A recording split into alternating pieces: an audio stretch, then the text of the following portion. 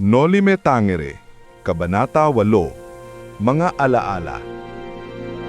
Ang kalesang sinasakyan ni Ibarra ay masayang bumabagtas sa isang masayang puok sa Maynila. Ang kagandahan ng sinag ng araw ay nakakapagpapawi sa kanyang kahapisang nadarama. Sa pagmamasid niya sa kapaligiran, biglang bumangon sa kanyang nahihimlay na diwa ang isang alaala.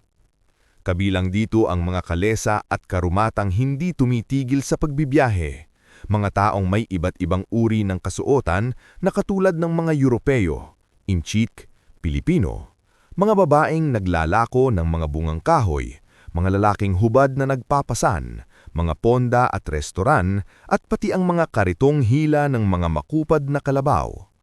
Pati ang bilanggong patay sa ilalim ng kariton at malapit sa 2 bilanggo rin ay kanyang naalala. Sa patuloy na pagsusuyod ng kanyang tingin, napansin niya na walang ipinagbago ang punong talisay sa San Gabriel.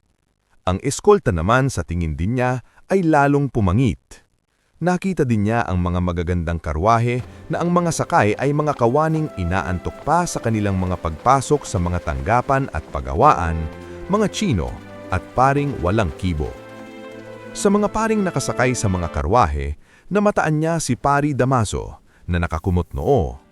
Si Kapitan Tinong noon nakasama ang asawa at 2 anak na babae at nakasakay sa ibang karwahe ay binati si Ibarra. Napadaan din siya sa Arroceros, ngayon ay CM Recto, sa bahaging kinalalagyan ng pagawaan ng tabako. Naalala niya na minsan na siyang nahilo dahil sa masamang amoy ng tabako. Nang nadaan siya sa Hardin Botaniko, saglit na napawi ang kanyang mga magagandang gunita. Pumasok sa kanyang isip na ang hardin sa Europa ay nakakaakit at nakakapag-aanyaya sa mga ito upang iyon ay malasin.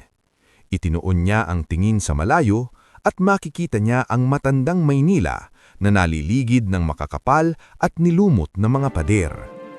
Ang pagkakapatingin niya sa bagong bayan ay nagpapabangon sa bilin ng kanyang naging gurong pari bago siya tumulak sa ibang bansa. Ang bilin ng pari ay isa, ang karunungan ay para sa tao, ngunit ito ay natatamo lamang ng mga may puso lamang.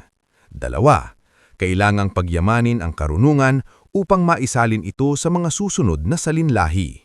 At 3, ang mga dayuhan ay nagpunta sa Pilipinas upang humanap ng ginto, kung kaya't nararapat lamang napuntahan ang lugar ng mga dayuhan upang kunin naman ni Ibarra ang ginto ng mga dayuhan.